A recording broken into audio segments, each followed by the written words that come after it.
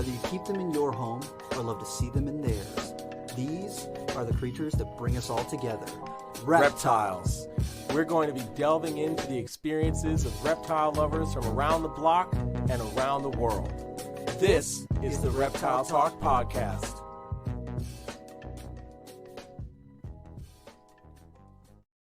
What's going on, everybody? This is Jeremy Turgeon from Brassman Reptiles. And I'm Rob, and I'm creeping it real. And we're really getting close to the year mark. I'm excited for it. Doing these. We're 3 weeks away, and I'm pretty stoked. I can't believe that we're almost in March already. 2021 has been a wild ride already. Seriously. Oh my gosh. I was like, there's no way that 2021 could be more insane than 2020. And look at us now. Yeah, it's a thing. Yeah, it is what it is. So what's up, everybody? Just a reminder, if you're listening to this via just audio, you can check out this thing on video. That's you can right. Look at my ugly mug. Look at that. Oh, Look at that. Yeah. So we're on YouTube. You can head on over to my my YouTube account at Brassman Reptiles. There's a whole playlist called the Reptile Talk Podcast playlist.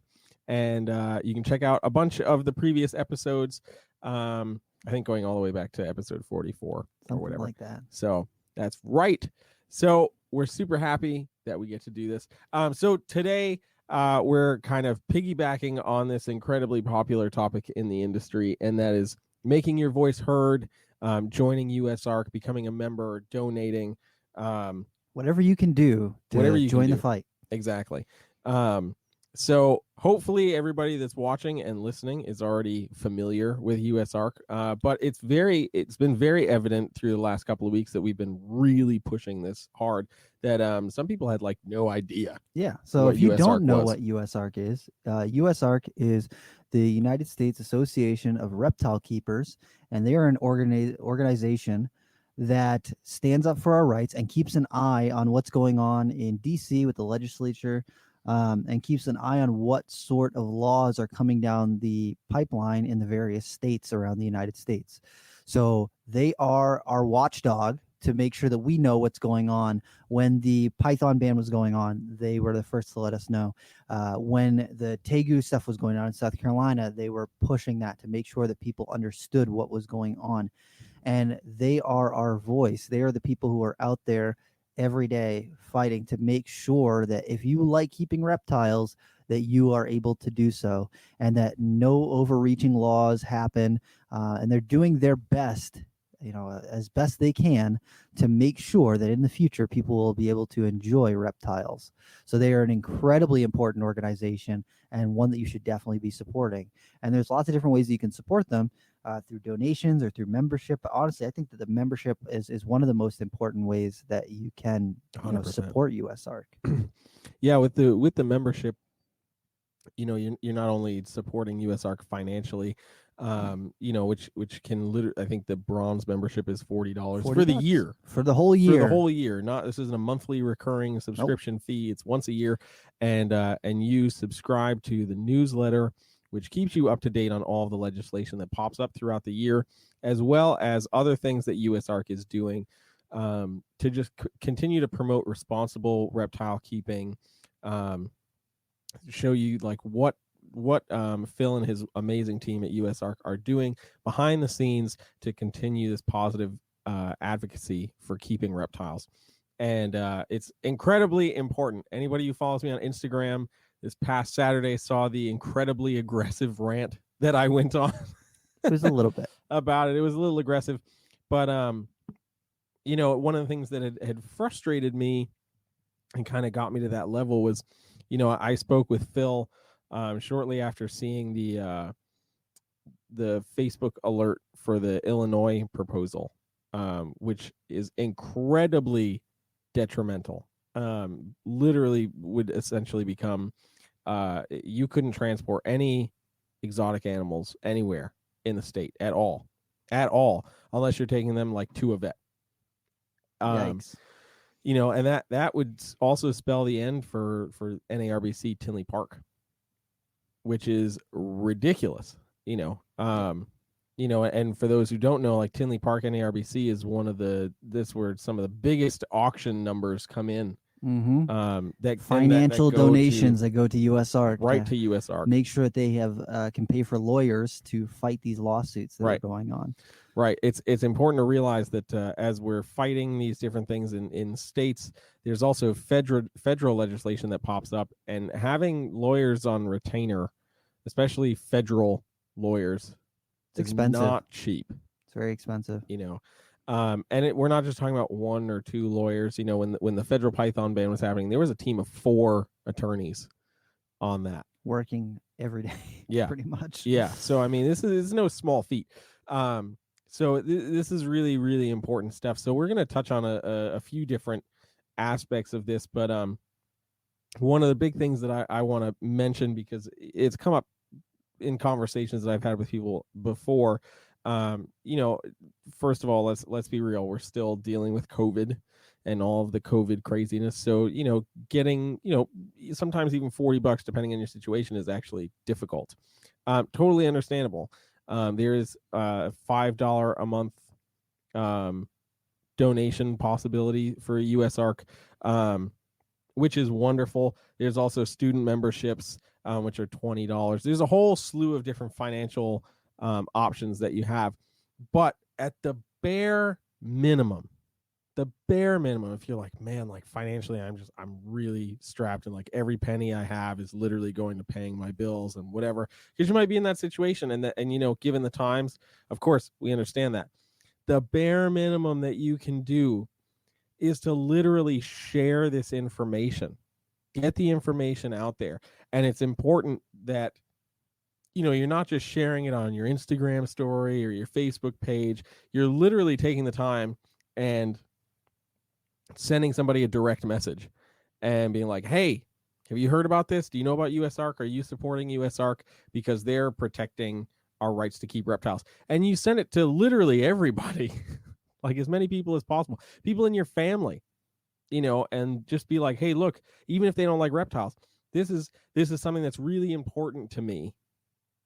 Can you please help? If you had everybody in your family donate $1, you could generate some kind of contribution, to USARK. So there's never a solid excuse to not show some sort of effort in supporting USARK and doing everything that they're doing. Because while there might not be a post every day coming out from them, it doesn't mean nothing is happening. It means they're that freaking busy,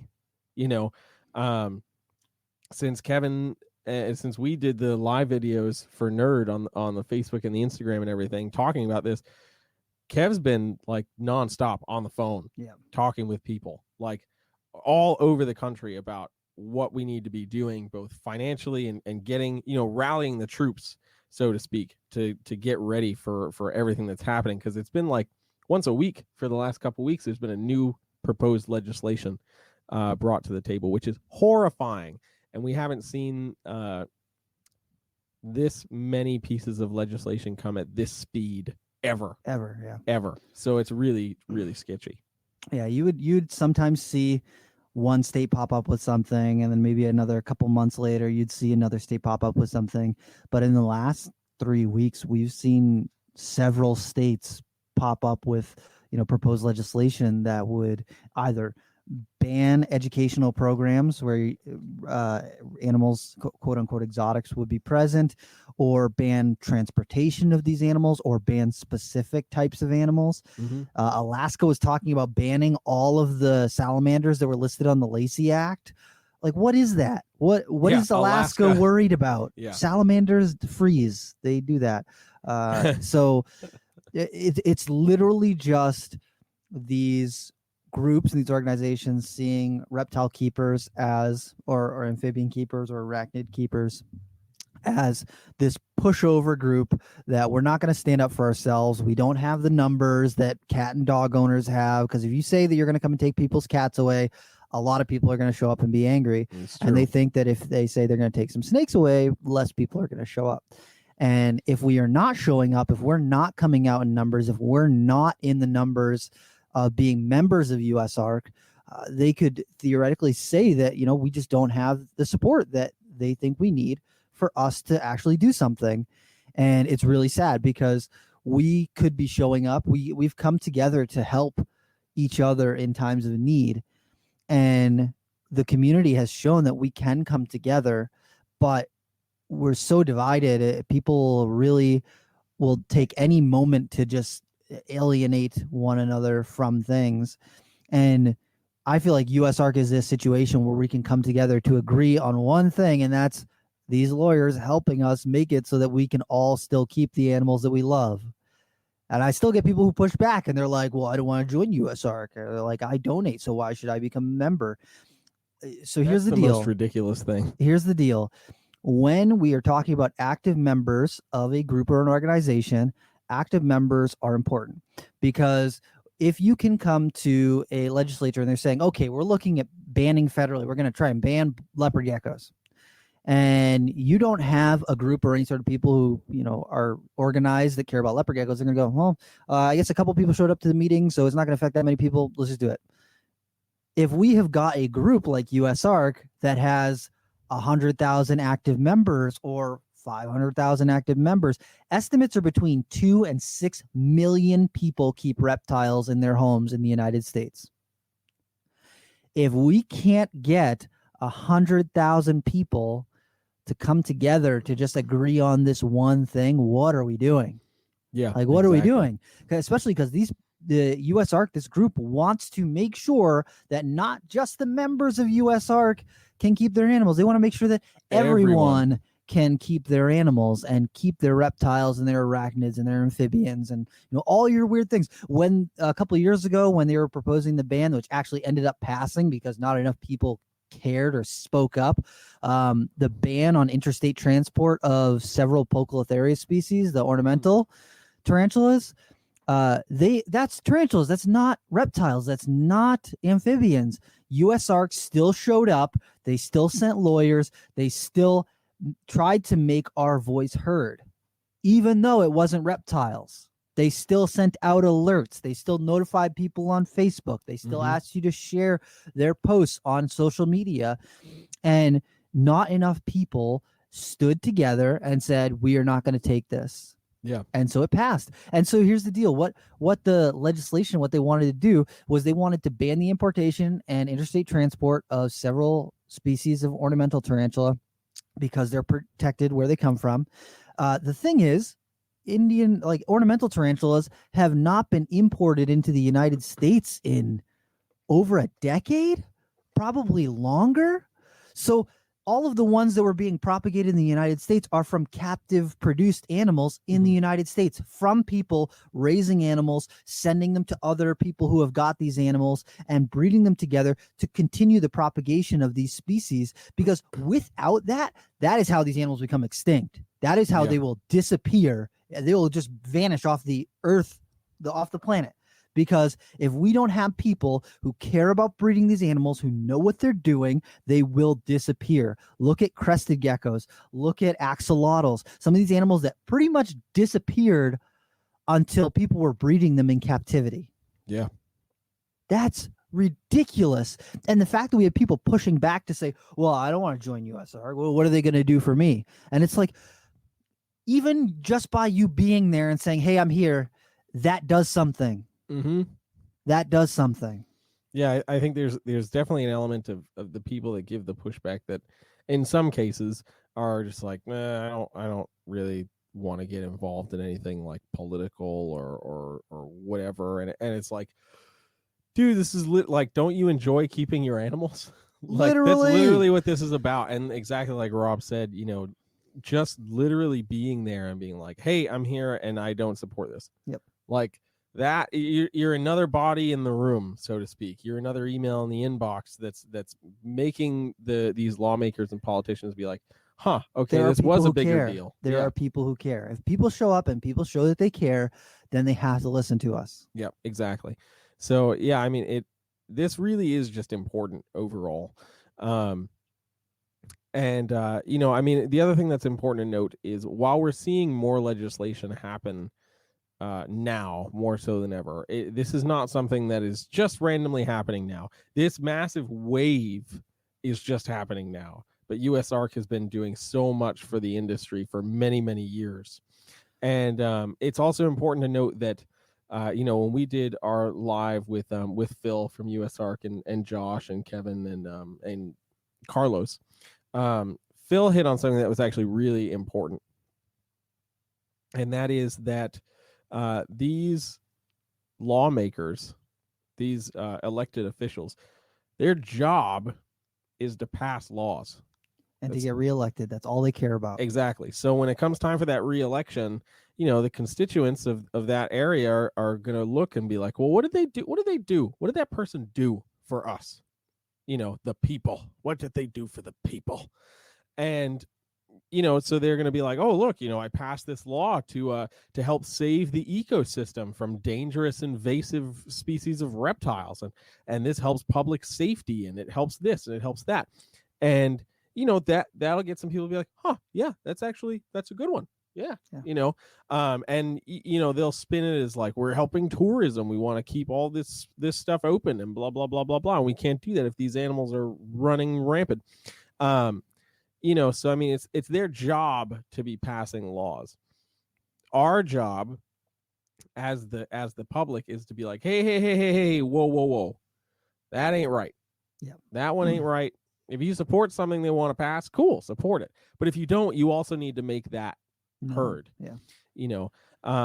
So it's important to recognize that. And one of the frustrating things, especially here on the East Coast, especially in the Northeast, we've been around the longest. Yeah. So the law's been getting passed here a lot. So the West Coast, when they pass things, it's really like, oh my God, but the East Coast has been like, yeah, well, welcome to what we had to deal with, just because there's already been so many things on the books. So I talked about this on my my Instagram live, because more often than not, when we hear about these things, it's people trying to push something to remove us from being able to keep certain things. And I do want to be able to make a point to shout out the New England Herpetological Society and Kurt Schatzel for the work that they did back in 2014 with the relationship they had with Mass Fish and Wildlife to do the opposite, to have the law changed for the better, allowing keepers to be able to own more species. It's like one of the first times that's happened in the U.S. Like ever. Yeah. So in Massachusetts, years ago, you couldn't own chameleons, green trees, emerald tree boas, frilled dragons, like a whole bunch of stuff without permits. And in I think 2014, that changed. So you can now keep chameleons, you can keep emerald tree boas and green trees and ackies and frilled dragons and stuff without a permit, which is wonderful. And I think it is literally the only time in the country that's ever happened. It's the only time I can think of. Well, Maine also did a little bit more on their most recent revision. Mm-hmm. They went from not being able to have any tarantulas, so now they can have 3 species of tarantulas. Ooh, and then they did make all geckos legal and all skinks legal, which was good, because before then they had like 5 species, and if you wanted a gecko, they were like, yeah, no, it wasn't on our cool list, so you can not keep that. Yeah. And I'm like, wait, what? It's a gecko.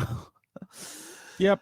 Yeah, but Maine did. I mean, Maine still got a long way to go, but they did change. But I think that was right after Massachusetts did theirs. Yeah, and that's another thing to note too is, one of the biggest reasons why these are all massive issues. It's not just an issue because we want the keepers in that state to continue to have their rights to own whatever animals they enjoy, but especially surrounding states to any of those states with proposed legislation, they're all watching. Like, oh, well, they've got this ban on these things, and they're talking about it could affect, tourism, and it could affect the ecosystem and whatever. We should keep an eye on that, because if it happened over there, we're right next door, so that could actually play a big role. And so states like Florida play such a massive role in everything that happens in the industry. Florida is a major hub for the entire industry in the U.S. Yeah. So the Florida thing is, when we were trying to fight the regulations in Maine, they literally cited Florida as a point of reference because we were trying to get them to make a blacklist instead of a whitelist. So Maine before had a list of okay species, and if it wasn't on that list of species that we already pre-approved, then it's illegal. So like my tiger rat snakes were illegal. There was like certain gecko species I kept that were illegal there, and like lots and lots and lots of stuff was illegal.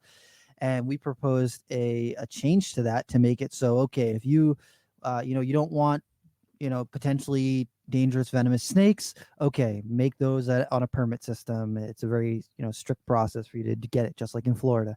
We are going to large lizards that might require you to do make a room or some large custom enclosure for them, make it so you got to get a permit for them. And very rational stuff that we thought was very common sense. There's no reason you should ban any type of chameleon, there's no reason you should ban any type of gecko, right. any of that stuff. I mean, if it's federally restricted like Komodo dragons or something, obviously then that's already federally handled, so we don't have to worry about that. But we should have some common sense laws. And when we went to the legislature, they were like, well, you guys have proposed a lot of additions, and we are very concerned because Florida has a problem with giant snakes there, and we're worried that it's going to happen in Maine. If it can happen in Florida, global warming, it can happen in Maine. And I was just like, did you just go on record and say that publicly? Because if Maine is ever the climate of Florida, the entire eastern seaboard is going to be underwater. Screwed. Yeah. We're going to have bigger problems to fry than people with some geckos and some snakes, okay? Yeah. There's going to be much bigger problems for our planet than a couple snakes or a couple tarantulas. Yeah. It is very true. And a thing that I spoke about too is it's important to learn as we talk about, well, a lot of these things there's no science behind it, or whatever. So we are trying to fight the science. Here's the problem. If you're talking to your fish and wildlife officer or whatever, they might kind of understand the science aspect because they like animals, and that's kind of generally why they kind of get involved in fish and wildlife and whatever. That's all well and good, and establishing that connection is all well and good. However, when it comes time to being in the courtroom or being in the committee hearing, those people generally don't care because they've been given all this falsified, regurgitated nonsense info that's like, it's going to affect tourism, it's going to do this is going to be bad for your economy, it's going to blah, blah, blah, blah, blah, all these things. And they're all like, oh, well, we can't have that. And they give them some fudged numbers and some tweaked maps, and they're like, look at this explains whatever. And like, oh my God, that's terrible. So when you have to fight that, you're fighting a lot of miseducation and misinformation that's been fed to these people. And I think Kevin said it probably best.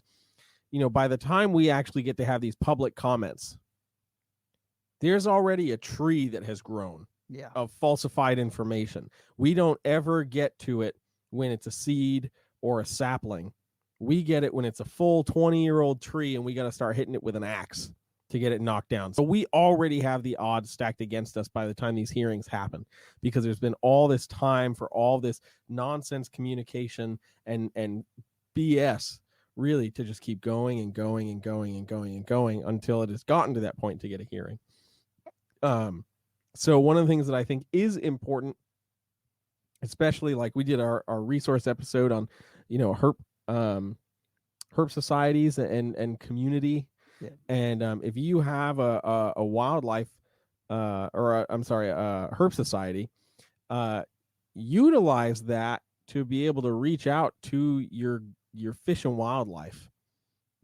Have that person in charge, maybe like extend that olive branch or invite fish and wildlife officers to a meeting and be like, hey, we've got a bunch of people that we meet once a month. We love these reptiles and blah, blah, blah, blah. We have guest speakers, and we've got, we do education, smart people doing education and outreach. And, I've talked about, like, if you're one of those people that, is hardcore in the education scene, reach out to Fish and Wildlife and be like, hey, you know what? This is what I do. This is who I am. This is what I do. I teach people about these cool animals. I go to schools. I go do this and whatever. I'm willing to do a free program for fish and wildlife officers once a year to get, some hands-on time with some of these animals that, at some point you might end up coming across for one reason or another. Either you have to go to somebody's house for one reason or another and they have a big pet snake or whatever, like these kind of things, not really extending the olive branch, but just extending that hand of friendship, so to speak, to be like, hey, you know what?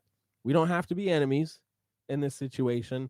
I can help you better understand this. Maybe you can educate me on some of the laws that are not very easy to find, because that's another thing too, is like not every state's laws are easy to find. No, I remember when I first was trying to find out the regs in Mass, like I remember having to like dig for a little bit, and then you finally find the right chapter of the right legislation under the right subsection under this MGL and blah blah blah. Of really poor verbiage. And yeah, exactly. If you don't understand political jargon, woo, you're screwed. It's a pain in the butt. There are some websites though that will send you links to your exotic laws or regarding reptiles and stuff like that. If you search, my state, whatever state, and exotic reptile laws or reptile regulations, sometimes you can get to it, but a lot of times they make it a little bit difficult to find, which is kind of a pain in the butt because you want to follow the law. The average person is not looking to break their state's laws or to, become a criminal, quote unquote. Mm-hmm. But, not knowing, you could very easily do that. New Hampshire has very little laws on what reptiles you can own. But Massachusetts and Maine and Vermont and Connecticut and all the states that border it have got horrible laws. Yeah. So you could very easily, take the trip over the border, pick up something that you saw at a pet store and not realize that the animal that you just bought was illegal. That's what happened to me. My first pet reptile was a chameleon, and I had no idea that it was illegal. I had gone to visit family in Connecticut, and they're perfectly legal to own in Connecticut. We went to a pet store, picked it up, brought it home, set it up. We had it for years without, it being a problem. And before I even knew that it was illegal. And then, come bring it to the vet one day, and the vet's like, hey, just so you know, this thing's illegal. You're not supposed to have this. And, we had no idea because, the average kid is probably not up on their local regulations. Yeah. Think about what 8-year-old knows how many species of animals are illegal to keep in their state. Yeah. It's a real thing. So this is I didn't have the internet back then, so there was a problem. No way for me to know. Also a big problem. A clue. You know what I mean? In some states you get kind of lucky. Like I know in North Carolina, there's a very easy to access website with all of the counties. So North Carolina has no statewide regulation on animals. It's all county based, which is kind of nice. Interesting. But there's a website with a literal list of all the counties, and it will tell you if they have any ordinances or regulations on it, and it'll say yes, what is it for, and then there's a link that will take you right to that that county's website, and you can read all about that. Like that is wonderful, a wonderful tool. It's important that we educate ourselves as much as possible on this stuff, because it's not going to stop. That's just the sad truth. Like we said at the beginning of this, we've never seen this much proposed legislation come at us this quickly. Yeah. In forever, as the amount of times we've been dealing with this, it really is ridiculous. Yeah. And if we are not standing together, it is just going to get worse. It is just going to get worse because when we don't show up, they go, okay, no one cares, so we can just do this. And then the next time they go, oh, well, we took off these things, so people didn't care about those, so let's take the next 10. Let's take the next 30. Let's take this whole genus out. Let's get rid of this. And if people are not standing up and saying, hey, we're watching what you're doing and we don't agree with it, they're just going to keep going because here's the deal. Animal rights people, I don't want to sound like a conspiracy theorist, but they have got a real clean cut. And what they are doing is they're sending their best and brightest to go sit in on these political hearings and say, we care. Those guys don't care. They don't care about the animals and trying to make us out to be these villains when I don't know anyone who keeps reptiles who doesn't care about like, what would be the point of keeping them if you didn't care about them? Yeah. What is the point then? Come on. It's it doesn't make any sense. Mm-hmm. It's also important to recognize too that, because there's been a lot of people that have been like, oh, well, let's reach out to like zoos, and zoos keep, a lot of this stuff too and whatever. I don't want to badmouth zoos, but they also don't always support the private sector, even though the private sector has done so much for captive reproduction and conservation of species. Come on. Exactly. You have to think about like, there's that person that really likes that niche species of rare colubrid or whatever, and it's all they work with, so they're super hyper focused on it versus, the zookeeper that's got to take care of 20 different massive enclosures of all different species, and when they need space, they might shuffle them to another zoo and all this stuff. Yeah, exactly. So there are elements to the private sector that kind of trump zoos when it comes down to it. But there's a long history of zoos not being by our side in the private sector, starting as far back as Daytona.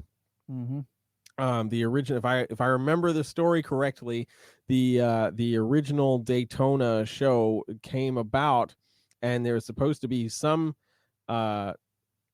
intermingling of zoos and the private sector, and they all did this big vote about it, and everybody was gung-ho, and then the zoo world basically was like, yeah, we don't want to associate with you guys, and totally like backed out. And I'm totally paraphrasing that from Brian Barczyk. But I mean, like, that's ridiculous, so there is a long history of zoos not really being all that supportive of the private sector. So this really is on us, to make sure that we're on our shit. Really. And we're not saying, don't go to zoos. I love going to the zoo. Yes. I love going to the aquariums. I love checking out reptile houses at different zoos. Zoos do a lot for conservation. Right. But they can't do everything. They can't. If you haven't read it yet, you need to find a copy and pick up the book, The Invisible Ark. Oh, yeah. Dave and Tracy Barker. In defense of captive reproduction of reptiles. It is an important book about how we as a community are helping save species from extinction. And you really, really, really need to check it out. If you haven't got a chance to check it out, it's very important. I think everyone should have a copy. If you can get your hands on it, do it. Do it. Check it out. Amazon is probably available on Amazon. Yes, it's called The Invisible Ark, and you need to read it. I think that if you've got reptiles, it's one of the most important books that you can get. If you're in, this hobby in any sort of a breeding capacity, even if you're just curious about breeding or curious about the animals that we work with, it's an incredibly important read for people. Yeah, most definitely. And if you've made it this far in the video, I want to just encourage you that if you haven't already checked out USARK's website, the link is in the description of this video. It's in the description of the audio. If you're just listening to the audio, you can go right to USARK's website. The homepage has all of the action alerts for everything that is going on, from Illinois to Alaska, to Florida to New York, including some federal things that are going on as well. And again, cannot give a big enough shout out to Phil Goss and the entire team over at USARK for everything that they're doing. Yeah, USARK, when they send out their alerts through email and when they post about it on their social media, they just got an Instagram, which is USARK_official on Instagram. Check them out, give them a follow. And they post on Facebook under USARK, United States Association of Reptile Keepers. They do basically a Cliff Notes version of what's going on with the regulation. Mm-hmm. So it takes a lot of that political jargon out and they give it to you in plain language. This is what this law is trying to do. This is why we need to stand up to it. These are the people that you can contact to voice your opinion, to let them know that you can't do this, that you don't want them to do this. Yeah. This is the general outline of what is going on. So that's one of the main reasons why it's so important to support USARK. They are breaking down these regulations and giving it to us in plain terms that are easy to understand for the average person, right. and making it accessible to people, because when it's in a meeting, at a hearing, and in the Capitol building, you're probably not going to hear about it. It's probably never going to make it to your local paper. It's probably never going to make it to a federal paper, but it's going to pass. And so USARK has been in those courtrooms, in those rooms for these hearings, and say, as a voice for the reptile hobby, saying, hey, we are watching what's going on, and we've got people who don't agree with this. Yep. This can't pass, which is one of the main reasons why it's so important to become a member, not just to donate, because donating does help. But if we can show that we've got a robust, active community, it will prove to these politicians that we've got people who care. Exactly.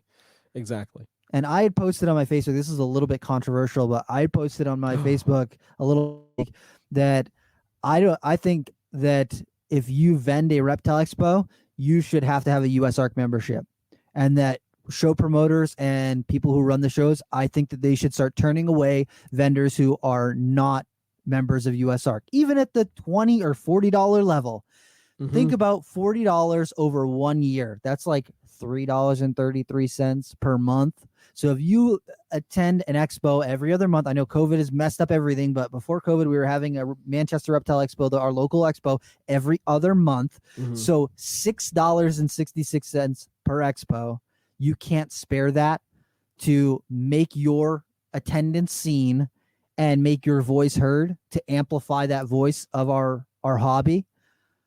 And I got a lot of people who pushed back, and they said, oh, well, we can't force people to become members of USARK. We can't force people and alienate people.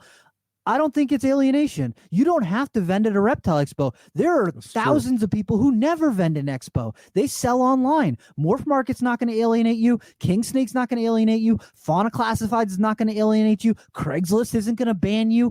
This is in-person reptile expos. This is people who show up, bring their animals that they produced or that they purchased for to distribute. These are people who say that they care about this hobby. That is what they're telling you.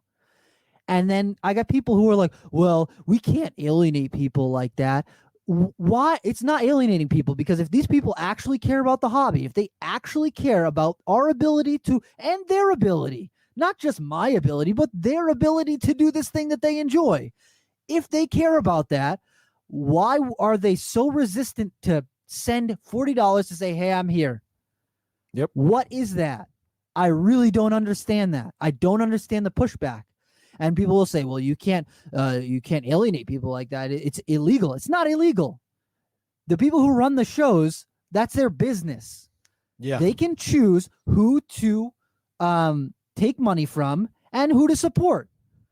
You put your money where your mouth is. If the vendors and the show promoters, if they say, hey, look, this is an expo that believes that we should support each other, we should support the people who keep reptiles, not just the person coming through the door or the person who might be buying something, but the vendors too, they should put their money where their mouth is. That's all. That's what it is for me. And there's not, I have yet to see a convincing argument of why not. Yep. I've yet to see a convincing argument of why we shouldn't do that. Yeah, we can't force people to do that. Don't force people. But what I'm saying is, if I was a show promoter, that is my first email that's going out before the next expo. At this Manchester Expo, I'm going to talk to our show promoter, and I already shot him a comment on Facebook and got a like back from them saying that I want you to talk to the vendors, every single vendor, when they sign up, and ask them if they're a member of USARK, because they should be putting their money where their mouth is.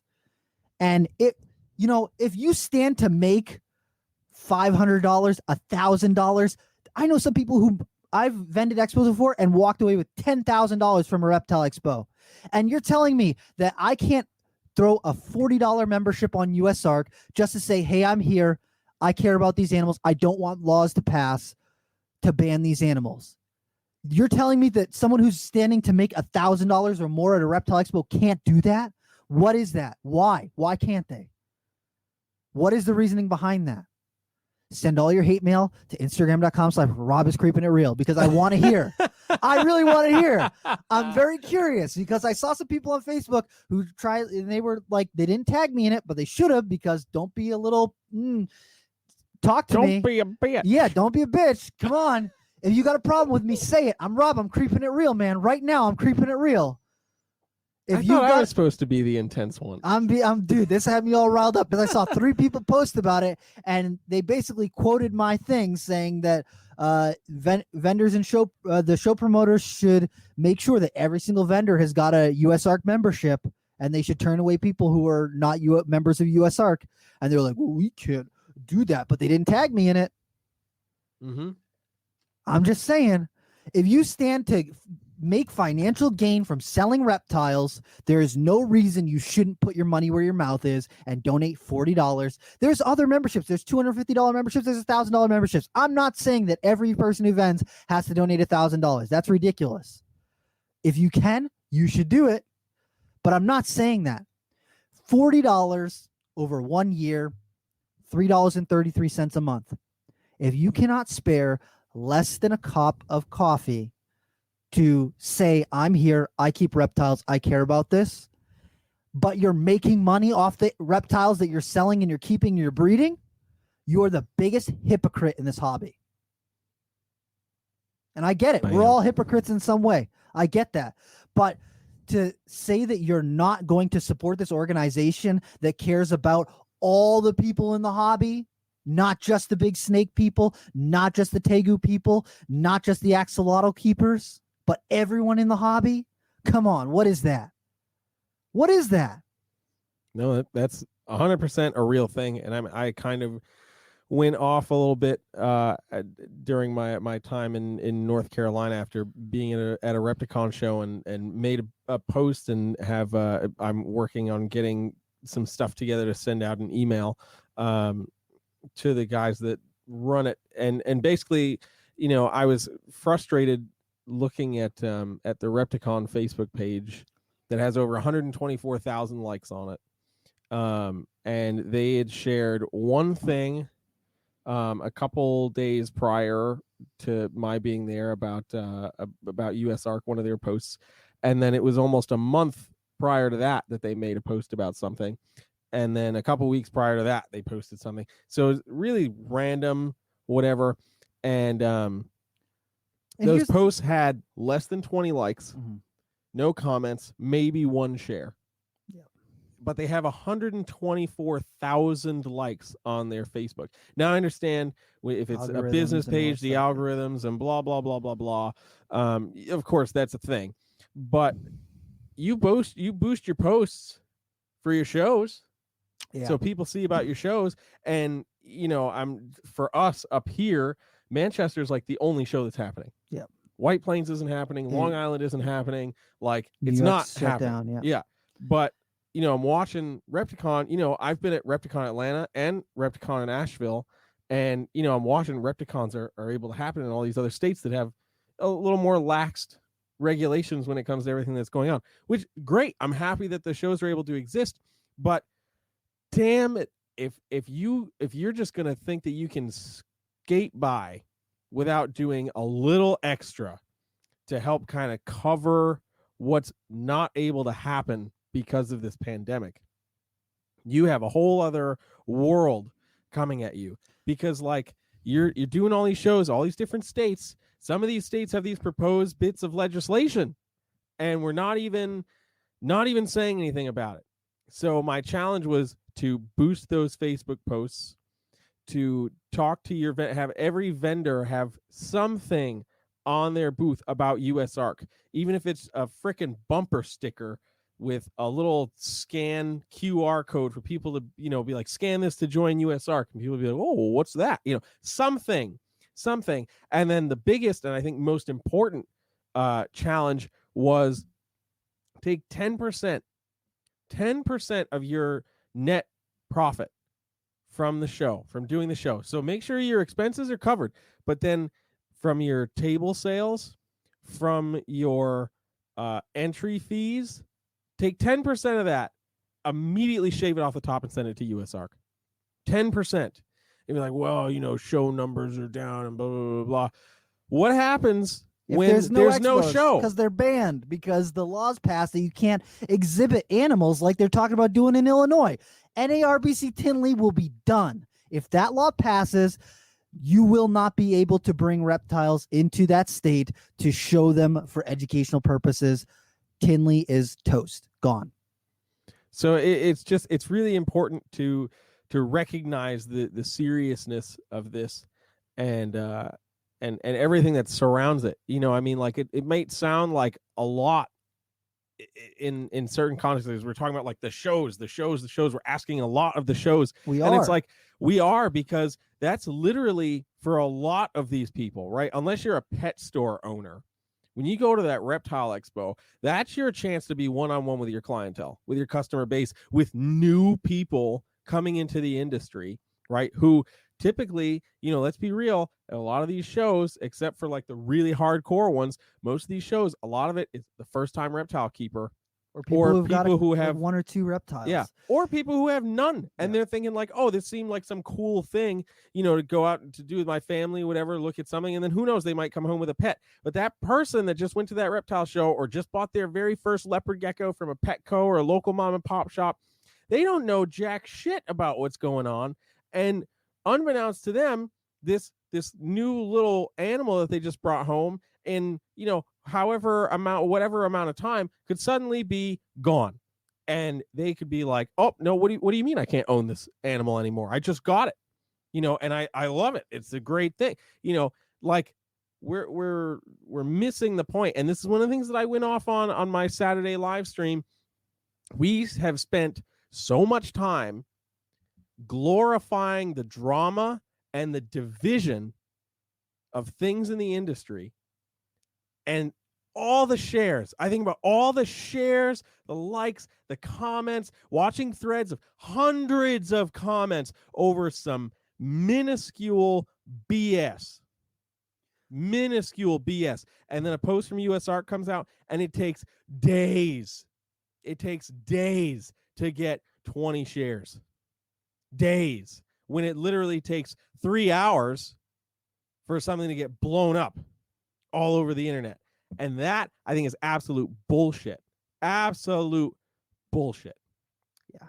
People gravitate to that negativity. And when they see someone say something shitty, they screenshot it, they repost it, and then boom, share, all these people. And then when you've got this thing going, holy crap, Illinois is looking to ban the showing of reptiles.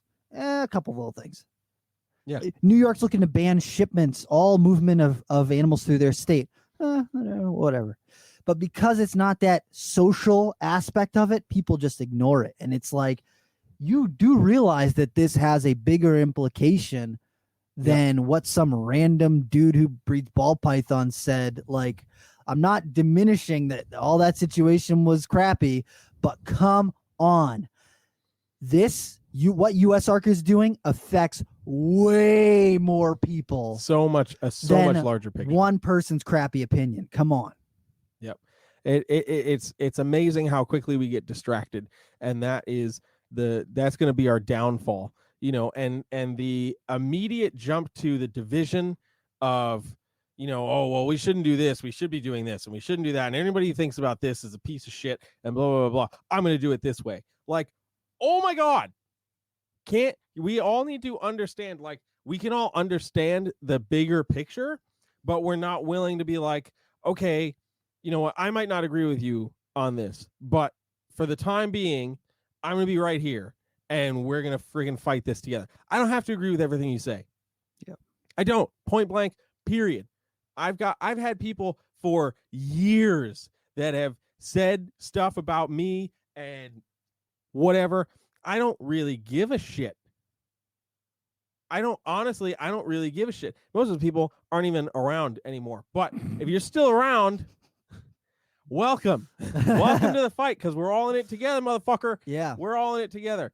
And it doesn't matter. Any bullshit, nonsense, somebody's got a beef with somebody else that makes no sense, whatever. At the end of the day, I don't really care about any of that, because what I care about is being able to keep these animals that I care about, that you care about, that a lot of people care about. So whatever BS nonsense, freaking get rid of it, brush it aside, and realize, like, hey, you know what?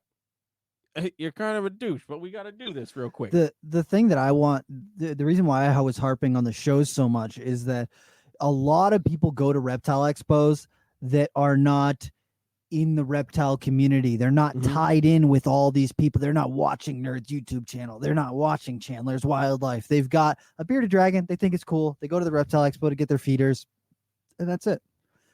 So they don't know what is going on with USARK. Right. They don't know what is going on that federal level, on that state level. They don't know that these bans are being proposed. They have no idea. And if we're not out there putting it in their face going, hey, look at this. Look at USARK. Look at what they're doing. Look at this alert for what's going on in your state. And they're going to go, wait, in my state? Yeah, in your state. Because guess what? They're probably not friends with me on Facebook. I'm just friends with a bunch of people who already keep reptiles who already know what's going on. They're the person who's got a pet bearded dragon, or they got a ball python, and they go to the reptile expo to pick up their feeders for, a couple weeks or for a couple months. When I kept, a couple snakes, I would go there and pick up 6 months worth of feeders. So I didn't have to go to the pet store and do it. Yep. Or some families that just go to the expo just to look around. And if we reach out to those people, it's not just us in this giant echo chamber of being like, yeah, I support USARK. Yeah, I support USARK. Yeah, me too. And all these people who all agree with each other. It's all these people who have never heard of USARK. All the people who have never heard that they're passing laws against ball pythons, or that they're banning tegus, or that they're talking about banning leopard geckos, which I've heard is coming in the pipeline. Let that just sink in there for a little bit, because it's not a big scary snake. I mean, they already banned the importation of over 201 species of salamanders and newts. But we need to be present. We need to be focused. We need to come together. We need to reach out to the people who might not be in our close circle. If you know someone who's got a pet snake, reach out to them. If you know a family that's got a leopard gecko, reach out to them. If you do educational programs, reach out to your local schools. See if you can get a little bit of their time just to talk to each classroom, because that is where the change can start. Exactly. It's, it is great for NARBC shows to do auctions and raise all that money. I think they raised over $150,000 at the last Tinley Expo for USARK. That's huge. Yep. If there's one thing that I can say is when it comes to recognizing the importance of raising money for situations that are worth it, the industry has shown many, many times that it will put its money where its mouth is when they need to. And right now we're literally saying, like, we need to, but we can't all rely on the Kevin McCurleys, the Bells, the Barchecks, the this person's, the that person's that have a long-standing history, and they're surviving off of reptiles and this entire hobby. We can't just rely on them. We can't give that burden just to them. This is a burden that we all have to deal with. And here's the deal. A lot of people look at us and they're like, well, you guys aren't doing enough. And, we're doing a lot. We are doing a lot. We are doing live streams. We're donating money. We just bought banners to go up at our booth at Manchester Reptile Expo with QR codes. We got stickers that we'll be handing out for people to join USARK. We are doing a lot. But here's the main thing. Kevin and Nerd have an established relationship with the state of New Hampshire. Big places like Brian Barcheck's place have an established place with their state, an established relationship with their state. If these laws pass, they're going to be the least affected by them, because they already have got that in with the state.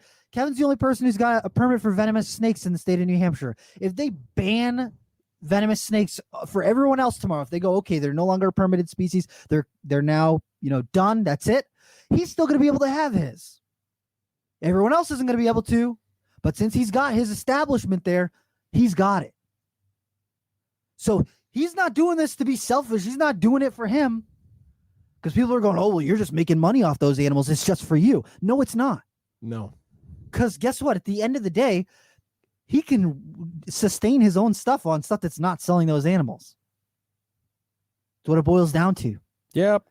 It is going to be the people like me who dream about someday having a rhino viper, The people who are like me that like keep scrub pythons. Like I had people that wanted me to move to Florida, and I'm like, I'm sorry, I can't move to Florida now because Florida bans scrubs. I can't even get a permit for them if I wanted to. What am I supposed to do?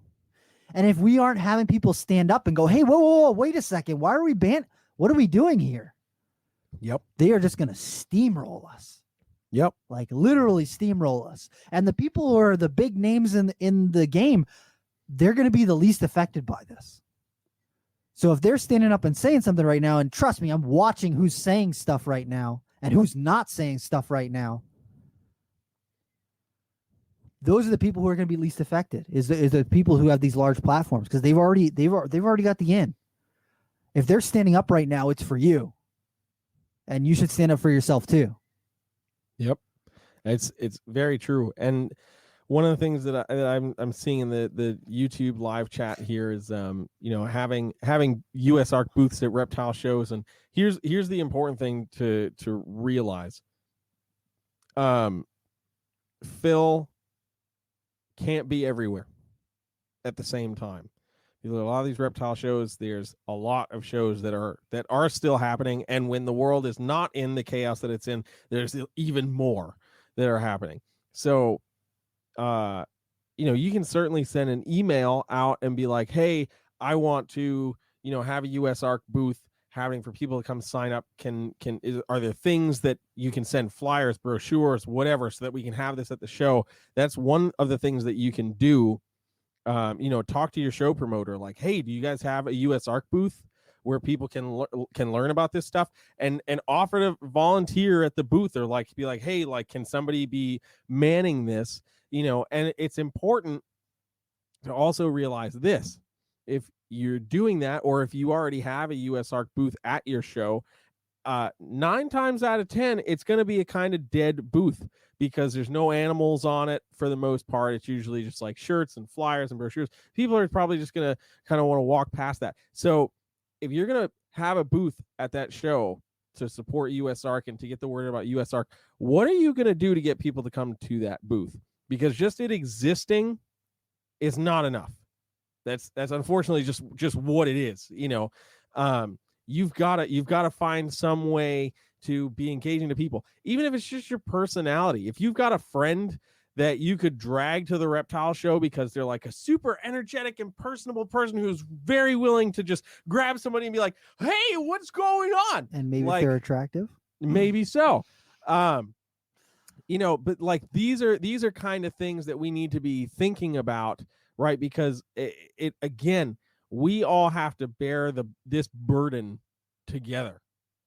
This is not just all on one person. It's not all on Phil. It's not all on Kevin. It's not all on this person. It's not all on that person. It's pretty evenly spread on all of us. And those of us who are, really working to be in the know and be aware so we can push this, like, it's our job to continue to push this, because we need people to know. The fact that we're pushing this and there's still a population of the industry that doesn't even know what USARK does or is, that's exactly why we're pushing it. Yep. So, to be, oh, well, you can't shove this down people's throat. We're not trying to shove it down your throat. If you already know, congratulations. Now go be a disciple of USARK and get other people to join who might not know about it. Because as we just said, we're literally talking about, your neighbor down the street that owns one leopard gecko. They don't know about USARK, chances are. Mm-hmm. You should be going to tell that person. You know what I mean? Like, there are very, very important things that we all can be doing. This is what we're doing now, what Nerd has done, what Kevin just did yesterday with Billy from Mutation Creation. This is like what we can do, because we have the platforms, we have the direct contact, to get as much information as possible and push it. We need to be just working this from as many angles as possible. I am 100% for making sure that vendors are members of USARK. 100% on that. I'll stand behind that until I die. 100%. I'm 100% for asking show promoters to be doing a little bit more, because they're seeing immediate income from table sales to admittance. Attendees. Like that is immediate. And, you should already be at the end of that, make an announcement at the end of the show. We just raised blah, blah, blah. I'm actually going to talk to Bruce, and I'm going to see if I can make an announcement at the Manchester show. It would be great. Asking people to join. And then I really want to bring a iPad so people at our table will be right able there. to join Boom. right at our table. I was probably the most frustrated realizing at the Repticon in Asheville that, you'd think at the bare minimum, especially in North Carolina, we're just above South Carolina that just dealt with this Tegu ban that has gone to the next step, even with everybody's calls and emails and the petition and everything, they still pushed it to the next step, which is absurd. But even with that happening, there wasn't at least an announcement about USARK. Not even during the breaks, because they do like 2-hour time slot and then like a half an hour where it's like everything gets like sanitized or whatever, they do their thing. There wasn't even an announcement during that break for the vendors. Hey, vendors, make sure you're checking to see if people are like members of USARK, or please talk about USARK when you're interfacing with customers. Nothing like that was even mentioned. The only things that were ever brought up were, you have 10 minutes before this block is over, or please make sure you're wearing your mask. And that was it. And that was really frustrating. But I already talked about it on a previous live stream, and Rob just brought up, Nerd is, we've got banners that have been printed about USARK. We've got business cards that are coming in with the mission statement and the links to everything, the stickers with the QR code to go right to the become a member page of USARK. And I'm going to be meeting tomorrow with our web designer so that we can get a banner right on the homepage about click here to join USARK today. They're fighting for our rights to keep these animals that we love, and it's going to get hyperlinked right to USARK's page. And at the checkout page, if you were purchasing an animal or a piece of merch from us or whatever, there'll be an option at checkout to donate $1. Donate $1 to USARK. If you use Ship Your Reptiles, it's an option at Ship Your Reptiles. Do you want to donate $1 to USARK? That is everything. That literally is everything. And these are minute things. These are little things that you can be doing. I'm seeing all the people that are like sharing people's posts about, I just became a member. Huge. Keep doing that. Huge. That's massive. Kevin talked with Phil earlier today, and they're working on gathering the numbers for how many people have just recently joined. But Phil is like, it's been like since the time of the federal Python ban where we saw a surge of memberships like this. And that's huge. We need to keep that going. Keep that energy. We need to keep that going. Yeah. So I was talking with Emily the other day, and we were talking about the sticker things, and we were like, how do we get, how can we integrate this to get people like right to sign up? And I was like, let's get a QR code on that sticker and, we'll test it out, make sure it works, blah, blah, blah. And then boom, send them right to the membership page. Cause that's the best part. I mean, that's the best part about a sticker, because hopefully you're going to put that sticker somewhere or on something that maybe you carry with you all the time or whatever.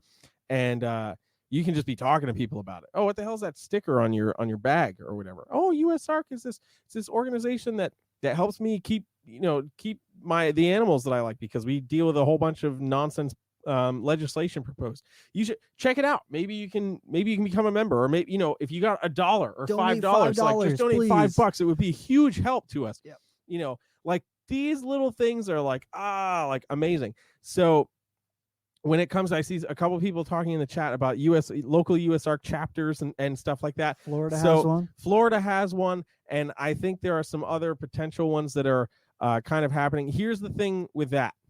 The one thing to think about with that, it's already very difficult to keep track of everything that is going on, and USARK right now is our main entity. Florida has consistently been dealing with a lot of legislation and proposals over the years, so it makes sense that there's like an immediate target team there. They can report back to Phil, but there's like an immediate target team down there. having a whole bunch of little chapters that then have to, come back to the head sometimes can get a little crazy. Yeah. And we also want to be sure that the people, if there is going to be a chapter in your area, that those people are truly dedicated, invested people in the industry, whatever. So like I know with USARK Florida, Eugene Bissett and some other wonderful people are down there. If you don't know who Eugene is, you need to be doing some more research, because he is like a godfather of the industry. So like you got to make sure that things are kind of taken care of. As much as gung-ho excited people and motivated people are what we want to be kind of on the ground floor, we also need to be making sure that we've got like people who are very much aware of everything that is going on and well connected are kind of running through that. So it's just something to think about. I'm totally down with the idea. We just need to make sure that it is executed appropriately. And I know that that Phil and his team and Kevin and everybody that are involved in everything that's happening behind the scenes, they're working on it. Stickers and stuff that we're talking about from Nerd should be available soon. They've been shipped. We just got the notification. The stuff has been shipped. FedEx has got 6 million backed packages right now that they're sitting on. So it may take a little bit. Just keep your eyes peeled. We'll be posting them on the Instagram and our Facebook when they come in. So I would keep an eye on our social media for that. Mm-hmm. I've been trying to repost everyone who has got a USARK membership. If you take a screenshot, tag New England Reptile in it, or tag me at Rob is Creeping It Real in the picture, I'll reshare them to whichever account you tag. So I've been trying to stay on top of that just to encourage people to post. That way, our account has got right now like 80,000 followers, 81,000 followers. My personal account has got like 7,000-ish followers. Mine has 4,500. I literally don't even think about it. I don't ever look at it. The only reason I looked at it today was because I realized that it just went past 7,000 recently, and I was like, oh, that's weird. And so I've been resharing those. If you tag me in it, I'll reshare them because I want to encourage people. I want to, give you that little boom, give you that little bit of boost, a little encouragement. If you join, take a screenshot, tag one of us in it. We'll reshare it to make sure that people get. And I want to shout out Billy from Mutation Creation. He's from Canada. He joined at the $1,000 level from Canada. He joined USARK. So if you're international, you can still join. It still makes a difference. Yep. And he's been reposting all the people that have been from him that have been joining and have been sending screenshots, and he's got well over 100 people that have joined that's amazing. from his, and I'm just like so incredibly impressed. Justin Kabelka did the same thing. He's been reposting people who have joined USARK and tagged him in screenshots too. We're working on building a badge for your Facebook profile picture so that you can have I support USARK, join the fight type thing on there. I really want to do one for Instagram too. We're also working on a couple other ones we can't talk about right now, but a couple other ones that are going to be important as well. We are trying to encourage people to join USARK. It is very important for everyone, not just the people who are in it, but also the people who keep reptiles and appreciate them on any of the various levels. Super important. Yep, exactly. It really is. And I see, I'm just reading through the chat and see these things coming back up in the chat. So I think the important thing to remember when it comes to like there being a face of USARK, the important thing to remember is while there is maybe an aspect of this that might be true as far as like having a more intense presence available, what you have to really understand is two things. One, this blast of people that's coming to USARK right now is the biggest blast that they've seen in many years, right? The second thing to think about is this, especially with all the legislation that is happening now, it is impossible to, unless they have somebody coming onto the team that is 100% dedicated to the social media, email marketing, whatever, it is impossible to deal with that and be doing the job that they need to be doing, which is communicating with these committee members and politicians and all that stuff. So it's also the third thing here important to remember that there are people already working behind the scenes, Kevin is certainly one of them. He's literally been on the phone basically from the start of the day till the end of the day with different Brewer people. and Yeah, Kabelka. with Jay Brewer, Kabelka, Rodent Pro, and this person and that person, all dealing, talking about these kind of things. And there's stuff that's coming down the pipeline from USARK, and the good things that are coming down the pipeline. So we need to we just kind of need to be patient. There's a lot of stuff that is happening because, again, we're facing stuff that is we're facing these proposals that are coming at such an alarming rate. We have to be strategic. One of the most important things that we have to be aware of is, our biggest enemies, like all the anti-pet organizations and everything, when they send out their people to do their things, they're sending out clean cut, maybe in certain sneaky ways, attractive people to gain the wandering eye of somebody, whatever, but clean cut, well-spoken, well-maintained people to do what it is they need to do. So we can't Not just me. be they're not sending me. They're not sending They're not Rob. sending this. Yeah. They might send me, maybe. But so we can't just attack things and be like, this is all this insanity. Blah, blah. We can't do that. We need to be really methodical. We need to be planned out. We need to be precise in what we're doing. And that is why USARK is so important, because that is our organization. That is that. They are the clean cut, organized, direct, face that represents us in those committee hearings. So things are happening, things are working.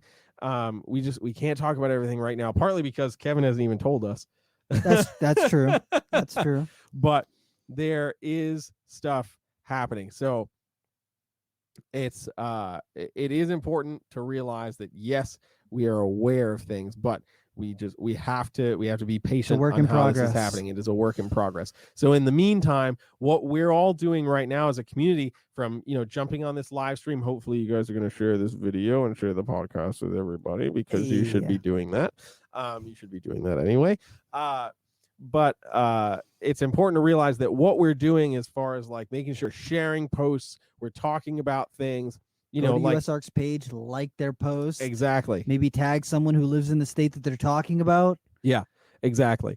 So like these are the things that we can be doing right now while things are happening. I mean, trust me, as soon as we're able to pull the trigger and get these things announced and talked to, it's happening. Like, we'll be going full steam ahead, and ain't nothing going to slow us down. Yeah, on Thursday, I'm doing an interview with the Maine Herpetological Society to talk to their members and talk to people about the regulations and stuff that are going on. And it's just going to keep rolling. We're going to be doing more live streams on New England Reptile, Instagram, and Facebook. So if you're not following those and you want to get more updates, please follow us on there.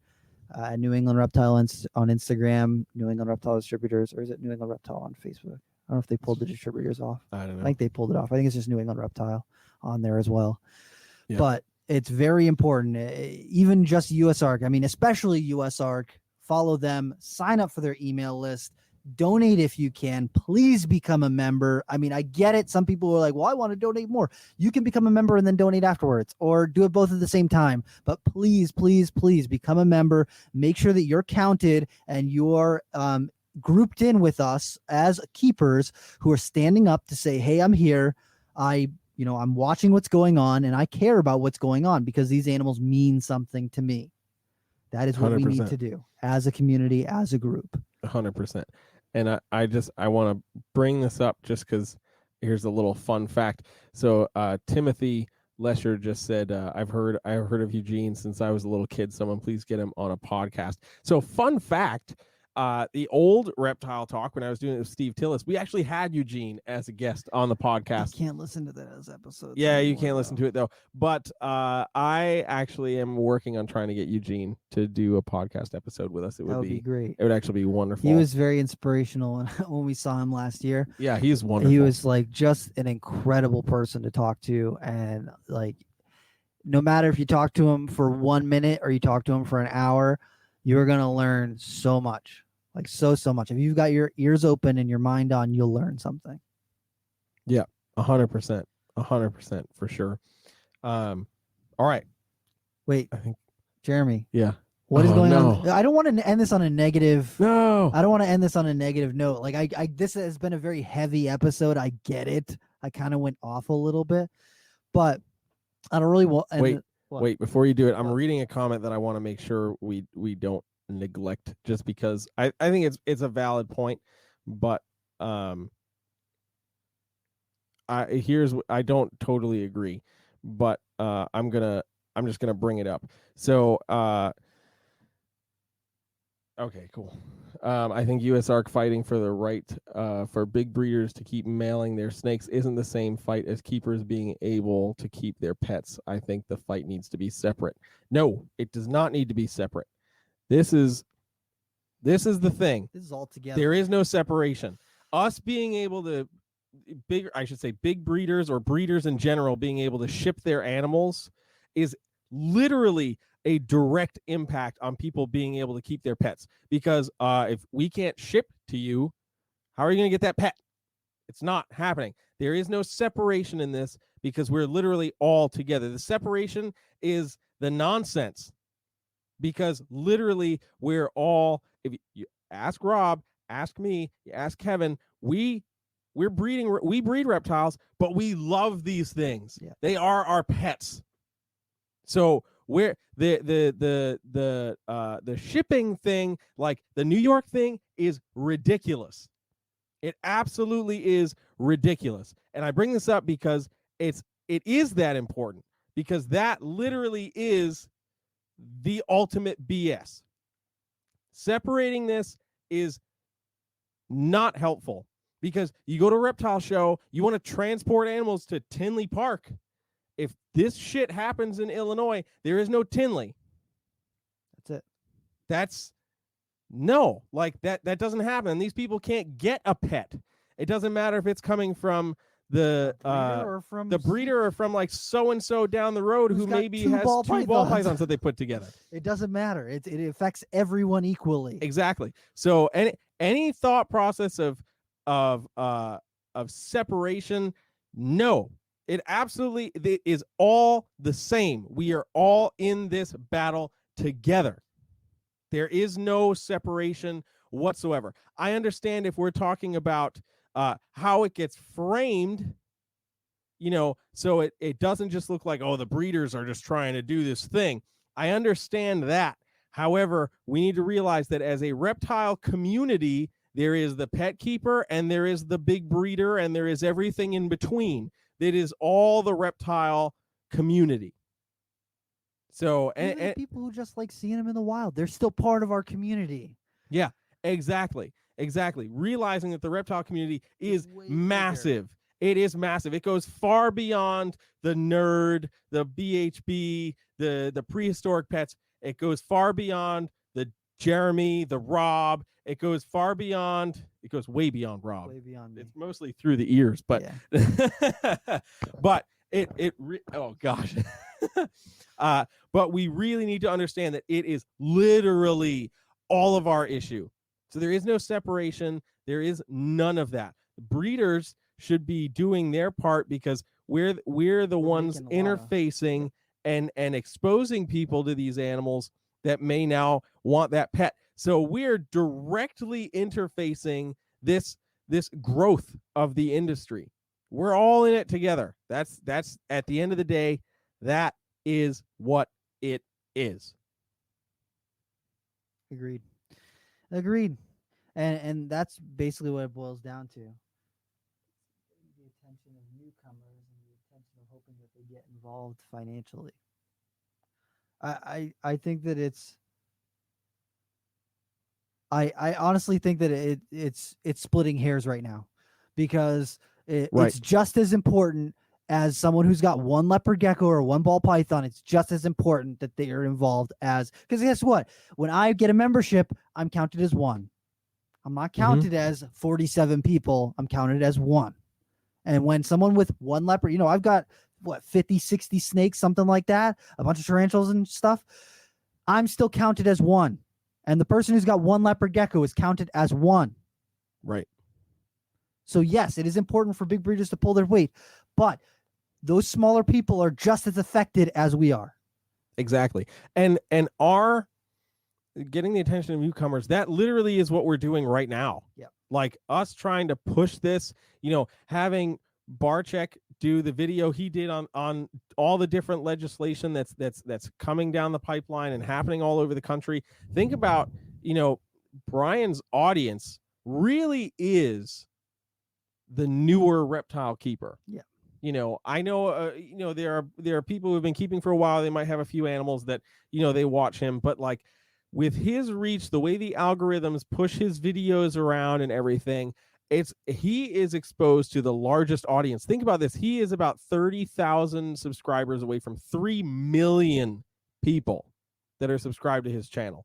So even if only 150,000 people watch that video, that's still a huge number, and chances are there's going to be a large number of that. I don't know their exact numbers, but a huge number of those people that are watching that aren't subscribers that have been recommended the video in the sidebar, and they see one of his crazy thumbnails and they're like, oh my god, I should check this out. This guy's got some crazy looking eyeballs and a snake. Let me see what this is about.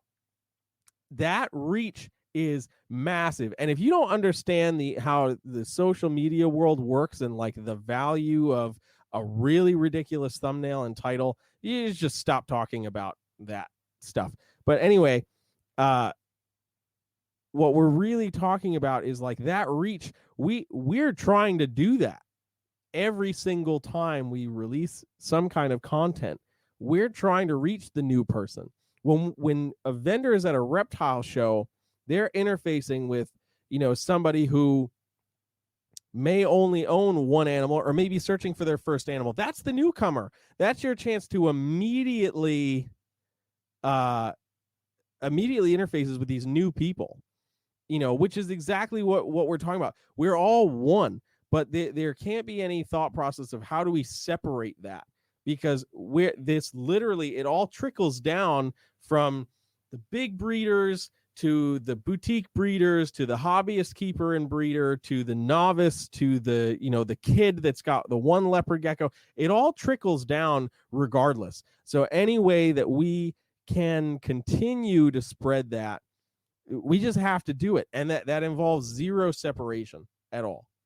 So, okay, I think now we've ranted enough. So what were we going to ask? Oh, no, I was going to say, I don't really want to end this on a negative note. I really wanted to end it on a positive note. So what's something that's got you excited in the reptile community right now? I'm going to be selfish and say the fact that I have more carpet pythons actually going to produce eggs this year than I thought I was going to. And you got a reticulated python that's about to lay eggs, right? She is painfully making me wait. Painfully making me wait for those eggs. But yeah, I'm really stoked because this season is actually looking like it's going to be a little better than I thought it was going to be. Hey. So I'm actually quite excited about that. See some pretty cool baby carpet pythons. So yeah, I'm not going to ask you that question. Yeah, I know, because I don't like putting people on the spot. Like you just put me on the spot. You had an answer. I did have an answer, but I was able to think about it while I was going off for a second. Oh, that's why you went off the second time, so you could think about my question. Maybe so. Oh my gosh. But wait, we need to tell people, if you have gained anything from listening to this, if you have learned something new, one little thing new, yes, please share this with somebody else. Share a link, either through whatever podcast app you're listening to or through our website for the podcast. You can check us out on Instagram at reptile.talk on Instagram. You can check out Jeremy or me on Instagram. Please, please, please share this with someone who you think needs to hear this message, because it's not, I try and share this stuff around. I do my best, but there's so many more people that are out there that are listening than just me, and your voices need to be heard as well. I mean, you might not agree with everything I say, but even if they can find some way to disagree with me and shoot me a message and say, hey, maybe you were thinking wrong in this sort of way, I'm absolutely open to listening to what people have to say. I might still think that you're wrong, but I will absolutely listen to what you have to say. So please share this with somebody who may not have heard about the podcast before. If you can, please become a member of USARK. Their website is usark.org. So USARK.org. And then if you want to become a member, usark.org/membership. And you can join through there. They give you the options of tiered systems. You can make donations. Every little bit counts. Even if you just donate $1, it still matters. It's part of a collective effort. 2 million to 6 million people in the United States that keep reptiles. If everyone donated $1, that would be huge. I don't expect to reach all those people, but we can still do our part to do. I re-upped my membership. My membership was good until May. I re-upped it anyway. I'm actually probably going to be jumping up to the next membership level because I feel like I'm not doing enough, even though I'm trying. I'm poor, damn it. But we really would appreciate it if you shared this. If you donated, if you can. I understand that not everyone can. If you can't donate any money, I totally understand right now. Go to the USARK Instagram page, USARK_official. Like their posts, save their posts, comment on them. It helps boost their Instagram algorithm to share it to more people. Send their posts to somebody. If you're on Facebook, go to the USARK page. Like things, comment things, tag people who are in the states where these issues are going on. Please do your part. We are trying our best to do our part. We believe that you can do your part too and really help us push this. It's going in a huge and a great direction already. Shout out to all those people, Billy, Jake, Justin Kivolka, Kevin, shout out to all the people who have been pushing this. We appreciate you. We're watching you. We're also seeing the people who are not out there doing their part as well. So please do your part. Check out, Reptile Talk at Reptile Talk thing. Reptile Talk. Reptile.talk on Instagram. I'm done. I'm so done. Tired. I'm so Rob's done. tired. With that, guys, we're calling it a night. You. All the links for everything that we're talking about and the handles for all the different accounts will be in the description of this video. They'll also be in the description of the podcast episode if you're just listening to the audio. And that is that, guys. This video will be, of course, saved on YouTube. You can check out the playlist that is forming of all the past Reptile Talk podcasts.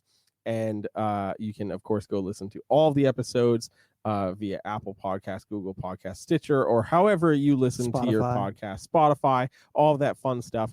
So go check it out. Go listen. Go give everybody a follow. Go support USARK and have a great rest of your day.